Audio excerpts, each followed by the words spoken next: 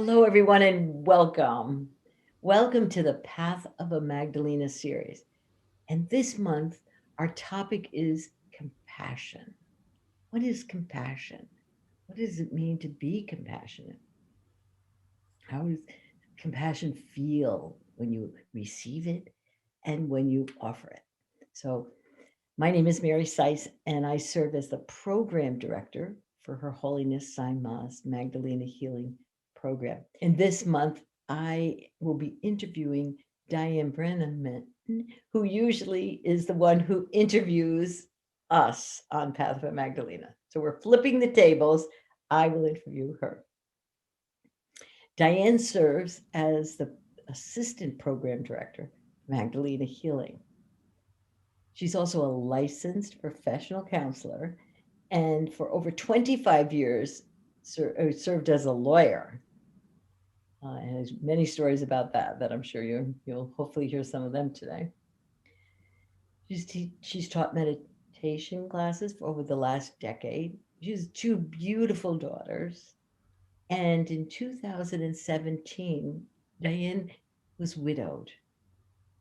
And so I cannot think of anyone that I personally know who knows more about compassion, has the capacity to be compassionate, totally in her heart. And so it's my joy, really, to have her here on the program in the interviewee spot. So welcome, Diane. Thank you, Mary. It's great to be with you. So today we're going to talk about compassion. But before we begin, how about you lead us in a connecting meditation with the energies I of the would love to. Thank you, Mary. Everyone, just take a moment and get comfortable in your chair. I'd invite you to close your eyes. Direct your attention to the breath as it flows through your body. Don't try to control it, just experience it.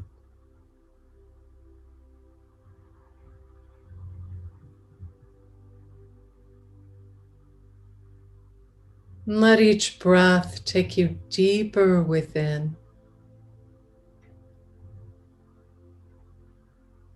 Dropping down further into the body, all the way down into your feet. Feel the presence of your feet on the floor. From the soles of your feet, become aware of the roots that are there. Follow them all the way down into the center of the earth, into the heart of Mother. Anchoring yourself there. Grounding yourself in your footprints, there in the center of all being.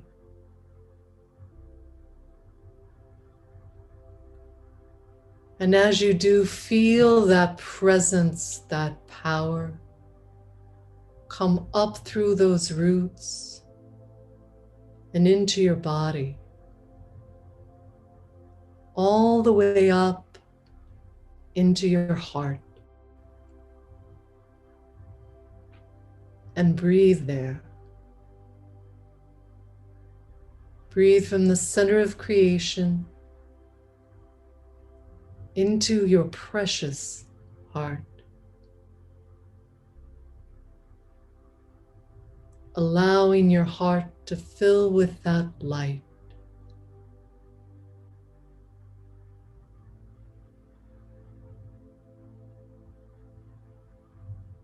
Inhale, I am. Exhale, compassion.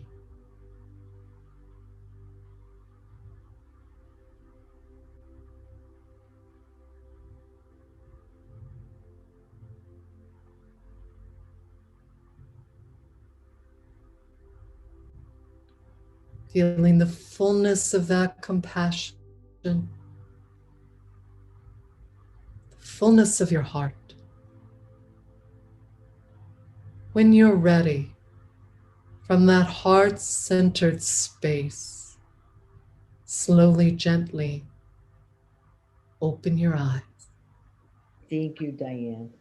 So let's begin, Diane.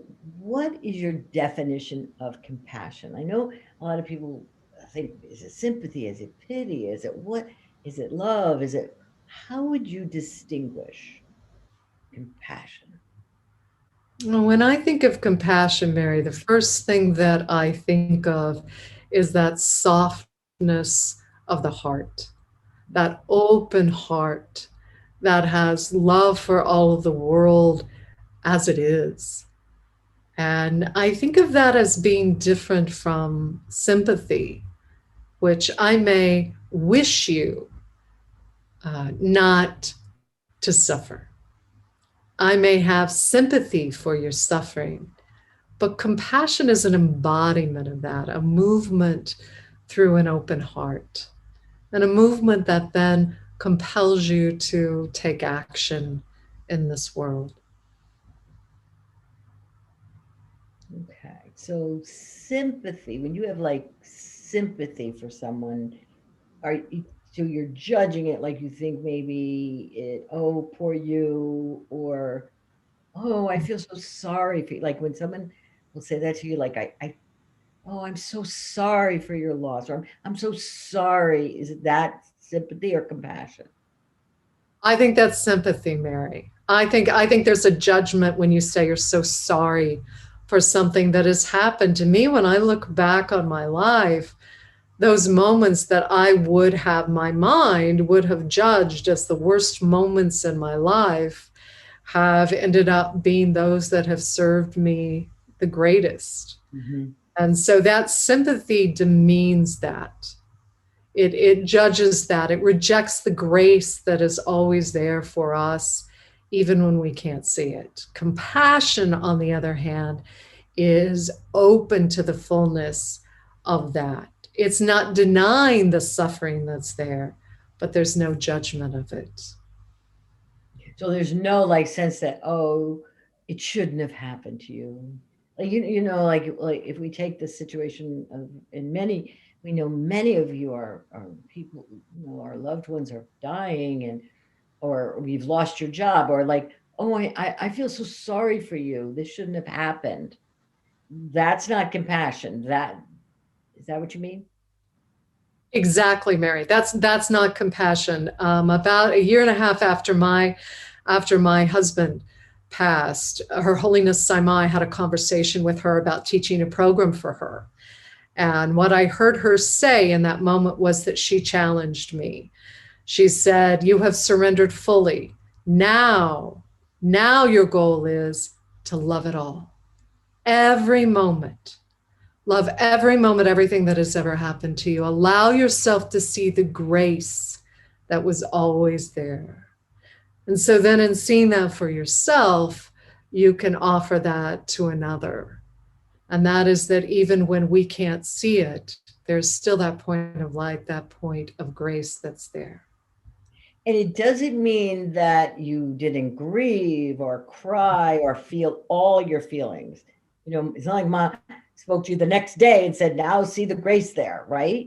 It's That's not right. like, correct? Mm-hmm. Correct. That was a year and a half later. And the first thing that I heard her say to me in that conversation was, "You've surrendered fully." So instead of denying the grief that was there, what was important was to allow it to pass through me, to have the full experience of that so that it could complete. That was the first step. And then it was to allow myself to see what actually had always been hidden there for me. But it wasn't a bypass. There was no shortcut. Yeah. Trust me, Mara. If I could have found one, I would have Right all found one. over. Exactly, exactly. So it's Yeah, a real allowing of what is, a feeling of right. what's there, and then Yes. and and what about the compassion for yourself? How did you manage, how did you do that? What? Well, having compassion for myself, but not having pity for myself. Mhm. So actually, Mary, I remember a moment with you. about this, and that was that you and I were talking to someone about the topic of grief, and you asked me if I had read anything that was helpful. And I said yes, but I wouldn't recommend it. And you said, what did you read? And I said, oh, nothing I would recommend. And the third time you said, yeah, what'd you read? And I said, Viktor Frankl's Man's Search for Meaning. And you were like, why would you read that? Right? Because for those of you who haven't read it, Viktor Frankl was one of the most renowned therapists in the world in the last millennium and last century. And what's so important about that book is the first half of it, he talks about the Holocaust, and the second half, he talks about meaning. But I read that intentionally because I believe that if I did, I wouldn't fall into a place of pity for myself. I wouldn't say that my suffering was special. I would be able to acknowledge that I was suffering just like every human being suffers in Mm. this world, and that my suffering didn't diminish me. It didn't mean that I wouldn't be able to go on and offer something to the world. As a matter of fact, that it could break my heart open in a way that I would have more compassion, more love to offer to the world. And so I forced myself to read that book so that I wouldn't pity myself, but instead be open to all of that. And so that was how I dealt with that for myself. And again, not necessarily recommending that, but for me, Yeah. for I me, think that it's all in really the worked. timing when you read that book, okay? Right. Right. I'd read it before, so I knew exactly what I Yeah. was getting myself into, right? Yeah. Yeah. It's such a dance between spiritual bypass and not, trying to gloss it over and not feel the pain. And and also we could distinguish the difference between pain, which is part of the human experience. Yes. Your heart breaks. It's just like, like there's Uh, situations, your child is ill or your child's not okay, or your husband leaves the planet, or it, it ah you know it seems like it breaks, right? Yeah, I think the big lesson for me in that, and I was working for someone inside of an area of psychology that I practice in that is somatic, meaning body based. Hmm. And what he taught me was that if I stayed in my heart, I gave my husband's eulogy. And so he tried to talk me out of it the night before. I told him I was going to do it anyway. And so he told me as long as I didn't resist any of the pain that was there, it would move. And the moment I resisted it, it would build up and overwhelm me and I wouldn't be able to speak. So he said, the moment you hit the door of that church, Diane, you have to place all of your attention in your heart and it can't leave. And if you do that, it's going to hurt like hell, but it will not overwhelm you. And I trusted him and I did that. And it was the best experience because so often I think we try to stay up above our pain and we're afraid if we get into it, we'll get stuck. And what I learned was that as long as I just allowed it to pass through me and I didn't hold on to it, I didn't Hmm. resist it in any way, it would flow through me. Hmm. The moment, and I can think of only one experience during that first year that I did that, the moment that I tried to shut it down, it would just knock me over. But if I stayed open to that, it moved and I didn't get stuck. So I just experienced it all. And what about compassion for yourself? How did you how did you do that? Because I mean, look what you were going through. How, how did you experience that? Well, you know, one of the things that was really very helpful to me was tending to the body, in Mm. that I was not prepared for how physical that kind of intense grief was. Mhm. And the moment when I realized, before anyone told me, that my husband was gone, it was like my heart ripped into shreds. And I felt that. And Saima was ever so supportive of myself and my daughters in that situation. And she actually sent me to the spa Mhm. for several weeks to have my body tended to. And Mhm. so to have deep massage and essential oils and to set in a sauna and a hot pool and to find a way to be really gentle and tender with my body so that it could heal. Mm-hmm. And I think that was by far one of the most helpful things. And when I would do that and have that tenderness, that gentleness towards my body, then what I found was that my mind automatically had these very tender thoughts to myself. Mm. Not pity, but a sense of compassion for myself that, oh, this really does hurt, but going to be okay, going to walk through this. Yeah. And a real honoring of yourself, a real like honoring of what I'm going through, like what this has done to my psyche, what this has done to my physicality, this event. I've heard Ma say that compassion is love and action. Like there's an action with that. So if we think of that and in loving yourself and noticing what you needed and Yeah, then taking an action for that with it, a loving action. We think of compassion, left about, someone dies and they bring you a ham or something. right. That's Is it, it. That's not compassion. it's lovely and we'll eat it for dinner, but it's not the versus they bring it with love. They can sit with you. That's it. Quite They, frankly, in that moment, you don't want to eat. exactly. So the ham really isn't that helpful. It's No. presence that you come with. And one of the things that you see is whether or not someone has that ability to experience that within themselves. And one of the things that I know my daughters and I experienced in spade were so many people ran away Right. because the intensity of what happened to our family, they couldn't stand in that place. And people that we had known forever turned and ran.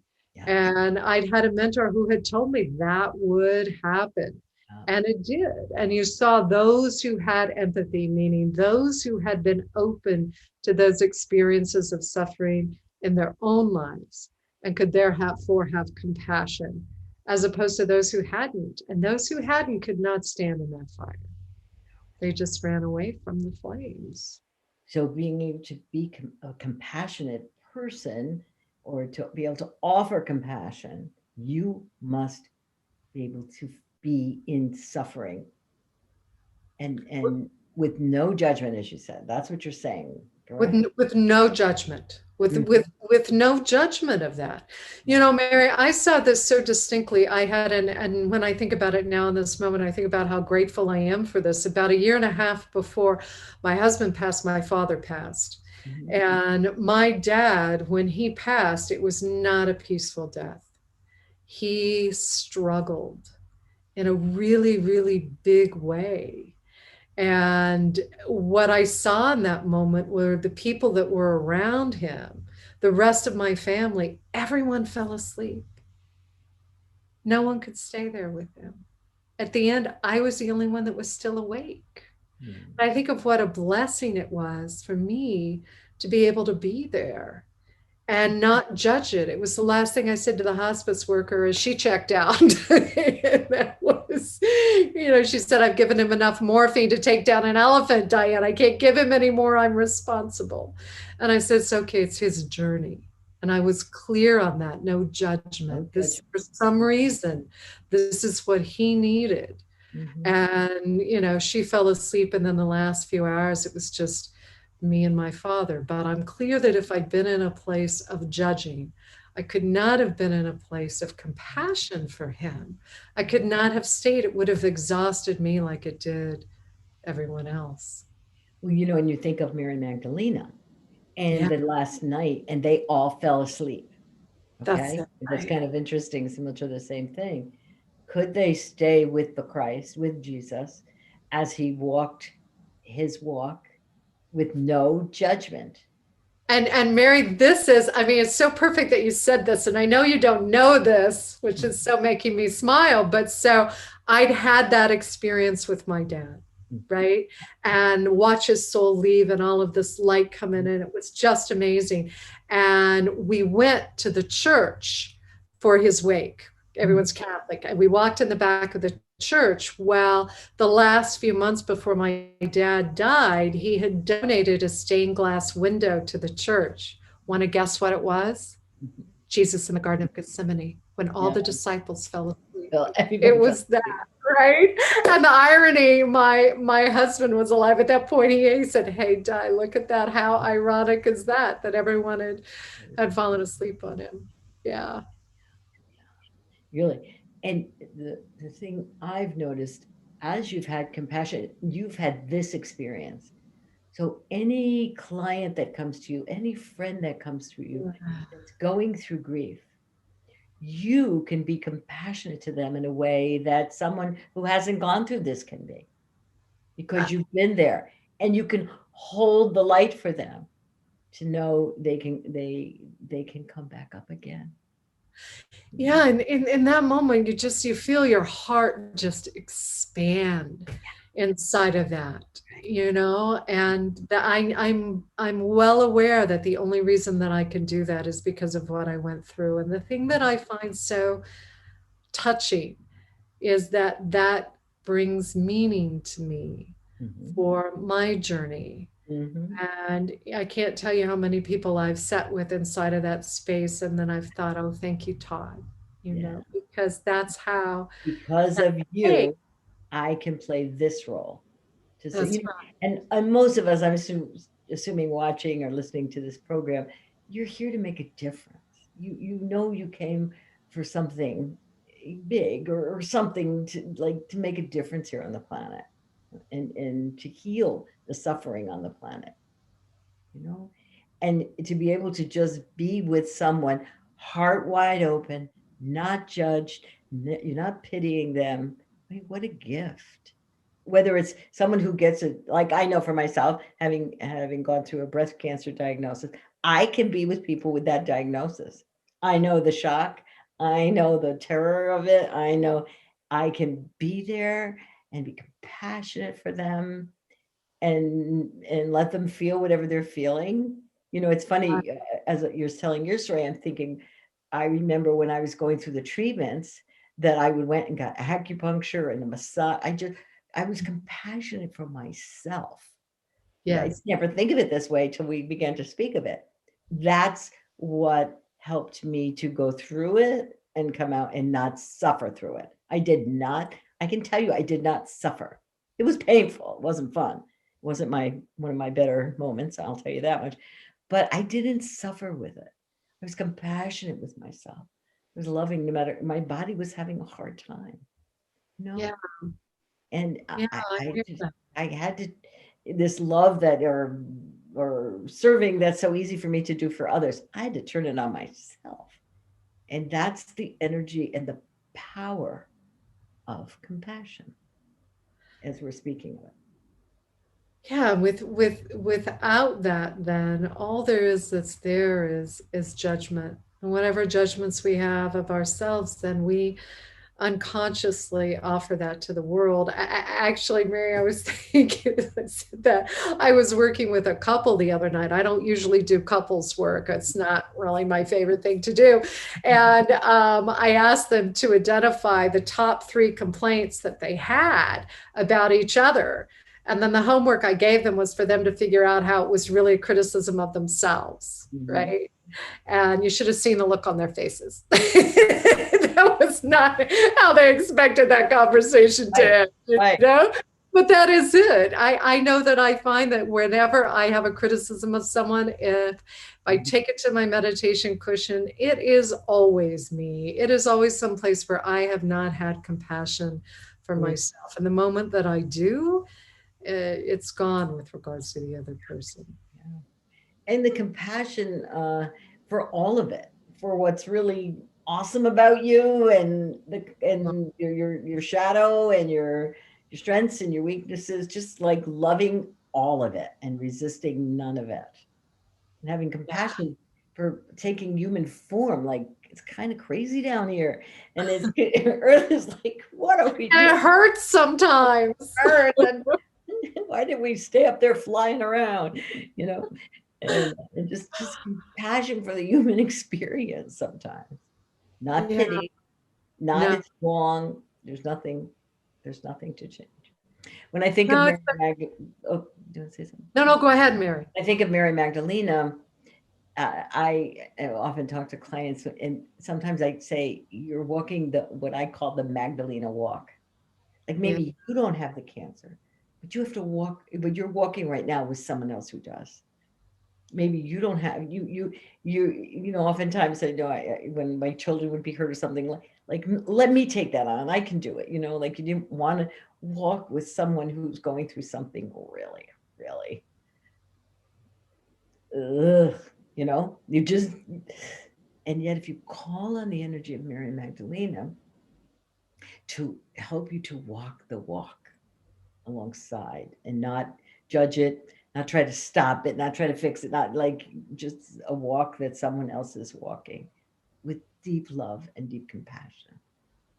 And to just Hmm. be open to experiencing whatever is there. Hmm. And it's those judgments where we hold on to it, where the body tenses, where the heart starts to close. Right. And then It's the those person can't feel you anymore. They can't feel the love because you're judging that this shouldn't be or this is wrong or you know. yeah, and that love is a circle, right? Hmm. It's I mean I for me I think that's why the circle is the symbol of the soul, right? And so it's not just about giving, but it's also about being open to receive so that there's that flow there Hmm. between the two of you. And the moment that you begin to tense up, the moment that you begin to reject any of it, Right. then you shut down that Mm. flow of compassion, the flow of who you are. And I know that in times in my life when I was just to know somebody was with me Yeah. is it's because you can feel so alone and then it becomes seems so hard, you Oh, know. yeah. I had a neighbor that first summer after Todd passed. I had a neighbor who would come by. He had lost a brother to suicide, and he would come by a couple times a week and ring my doorbell, and he Mm. would ask me if I needed anything. Yeah. And I always said I didn't. And I always invited him in. He rarely came in, but that didn't matter. All that mattered was that someone was willing to show up and be there for just a second so that you experience that connection and that sense that someone knew what you were going through. It was invaluable. Alone you're there's this power. We have Jesus's great saying that when there's two together, there's the love. So you can feel it. It's palatable, and Yeah. there's no judgment, and you just show up. But there is an action. The more I'm thinking about this compassion, there is some kind of action that you take. It's easy to sit back here and, oh, I'm sorry about this, and then do nothing about it. Right. Or oh wow, did you see that on the news? But I take no action. To Right. either it could be sending some money, it could be showing up with a friend, but something of action. Yeah, when the heart is open, that compassion is a movement through it, and to me, it feels like it compels you then out to take some sort of action. And so I think about, um, I think I've said this before on this program, but when I was a lawyer and representing all of those kids who had been burned, there was routinely someone that took action in that moment, who had this spiritual break, who heard the cries of a child trapped inside of the building and ran in, and Mm. usually got burned in the process of that. And they always described the same thing. And that was that in their moment, there was no choice, choiceless choice. It was like that compassion moved them into action. Hmm. And they felt such a deep, profound sense of connection with that person on the other side that there was no thought of doing anything other than moving. Mm. Such beautiful examples. They, I think of all the doctors and nurses with this COVID right now, their hearts and the compassion they're offering to those who are leaving the planet right now, and just like, oh, no, yeah. thank and the what that means to the families of someone else's or somebody, just this compassion. Yeah, it just seems to be that bridge right? I mean, to me, it's this heart bridge between people. Mm-hmm. And if Mm-hmm. there's one thing that I could think of that would be most important in the world right now, it would be that in this time of division, that we be up to cultivating that compassion so that we have that to bridge the disunity or the illusion of disunity, I guess we should say, huh?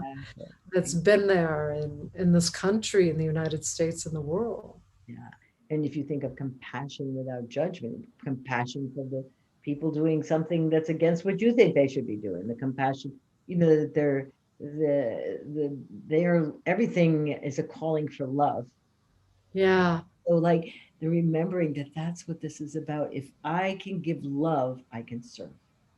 If I can give love, I put more love, more compassion onto the planet, and I serve as that versus division and hatred and gossip and commentary all the time, like just fueling that fire of division, and Yeah. then I mean, and action, like what do they need that what how can I serve you? What do you need in this moment?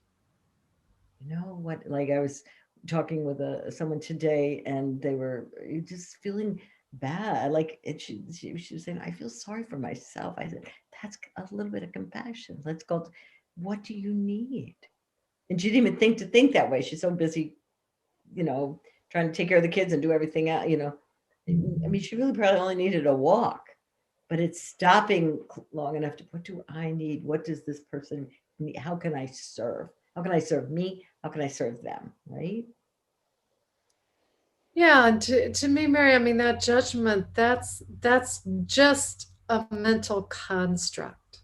Mhm. It's just a function of the dualistic mind, and in that respect, it's not real. Mhm. When the brain is gone, that judgment is gone. That can't survive, and all that's there is that energy of the heart, that Mhm. compassion, that love that we are in our essence. It's all that it is. All there is. That's all there is. So, our three takeaways from this month's program on compassion is: compassion is love with action. Compassion requires an opening of the heart to what is without judgment. In order to have compassion for the world, I must have compassion for myself. And our journaling exercise this month: how do my judgments prevent me from being compassionate? How can I show compassion for myself? Journal on a time when someone showed true compassion for you, or a time when you were able to show, to embody and to show true compassion for another. How did that feel? So, Diane, how about leading us in a meditation on to activate and cultivate the energy of compassion? I would love to, Mary. Thank you Thank so much. Just take a moment again. I'd invite you to close your eyes. Once again, drop into the body, down into your feet. Ground yourself down into the heart of Mother, the heart of creation, and open yourself to receive that light, that strength,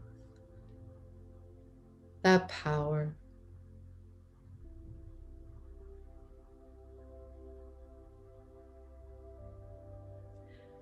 Begin to focus on your breath,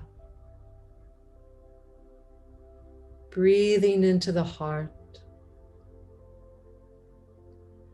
breathing with a breath about twice as long on the exhale as on the inhale. Breathe in that light of compassion to the heart. Breathe out a slow and gentle exhale. Breathe into the heart. And as you exhale, drop down into the heart. Breathing that light in, the heart expands. And as you exhale, it softens.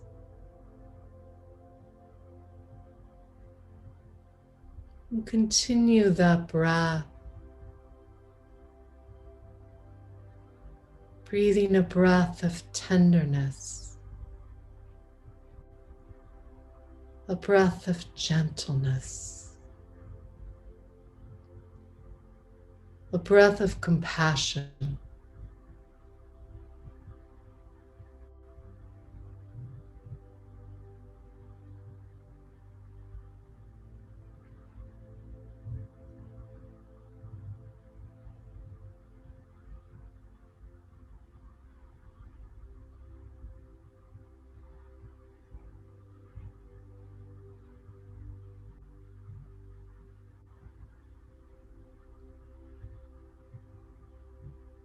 And as you breathe, continue to be aware of that light, that presence coming up from the heart of Mother Earth. Become aware of that light coming down from Source, down through your crown and into the heart.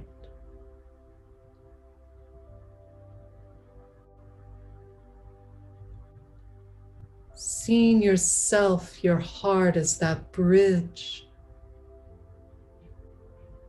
between humanity and divinity.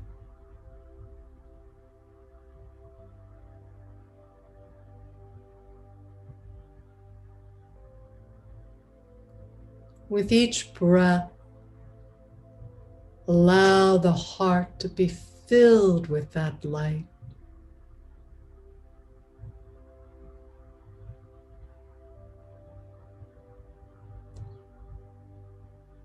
Breathe so that the heart is full.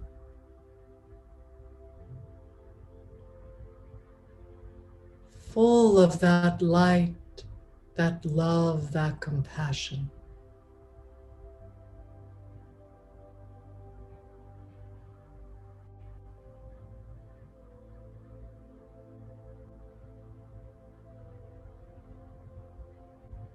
Become aware there in the center of the heart of this rose.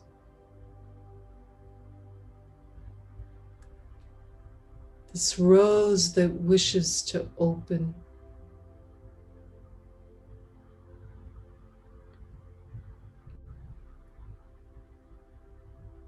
And as you breathe this breath of light, it begins to turn. It begins to bloom.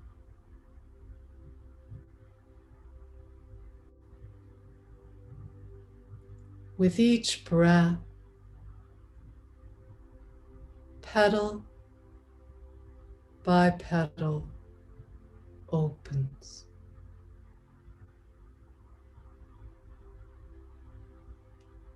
That rose opens, that light from below, that light from above, that is infinite, may flow through the temple of your body and out into the world.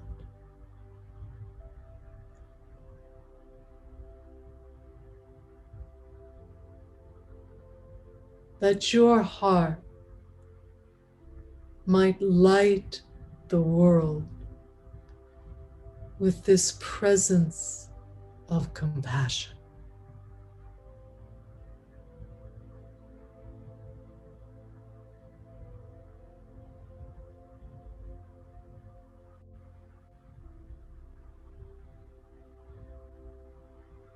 And in this moment, call to someone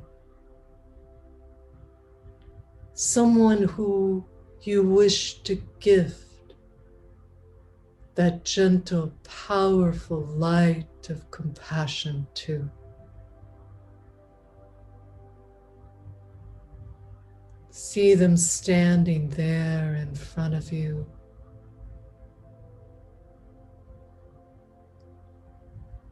Soften your gaze.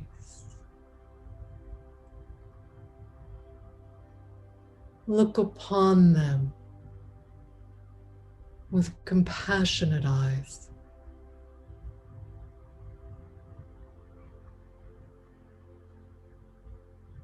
Breathe that light of compassion from your heart to theirs.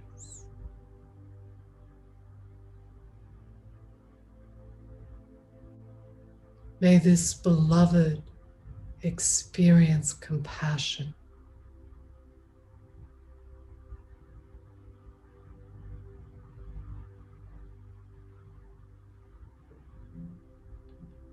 Experience that light flowing from your heart to theirs, and that light that flows back to yours.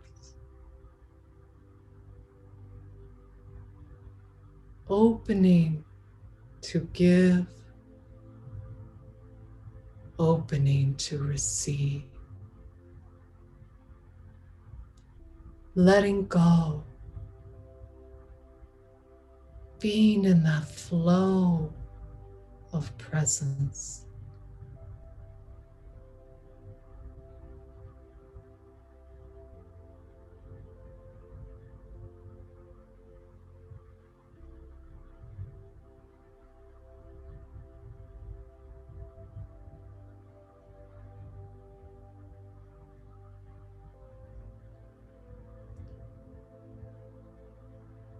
And one by one, call to all of the souls that share this journey with us. All of those hearts beating in human form.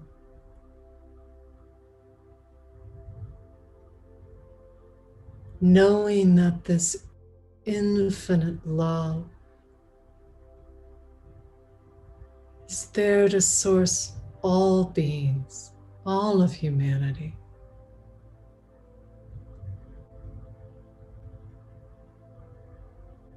And just allow that light to move from your heart out to all of the world.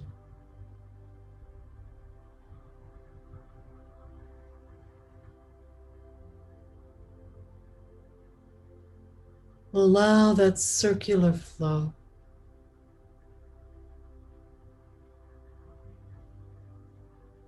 Experience the oneness that is there to be tasted by you.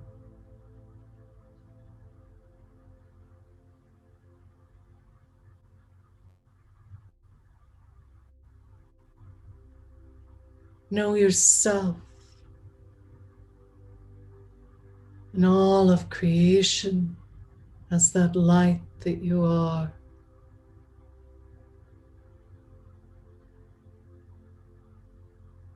Allow your heart to swell, to bloom,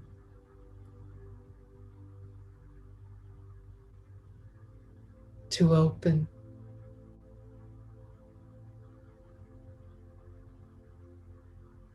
With love and compassion for all that is exactly as it is.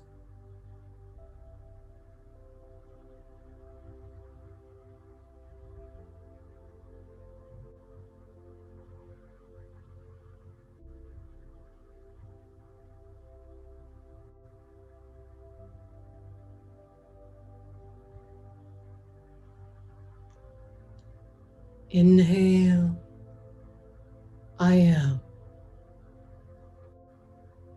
Exhale, light.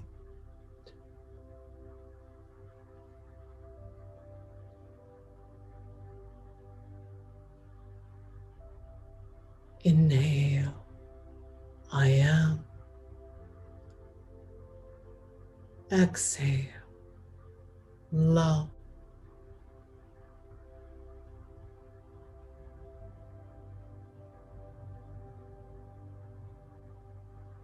Inhale, I am. Exhale, compassion.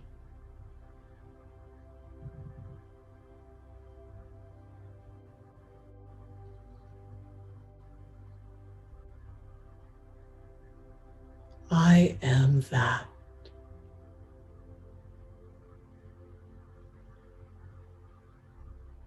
I am that I am.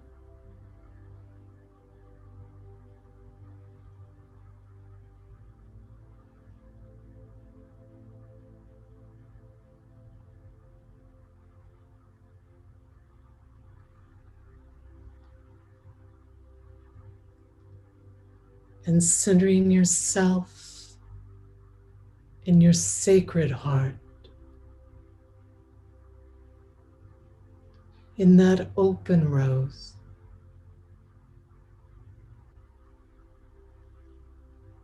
When you are ready, slowly, gently open your eyes.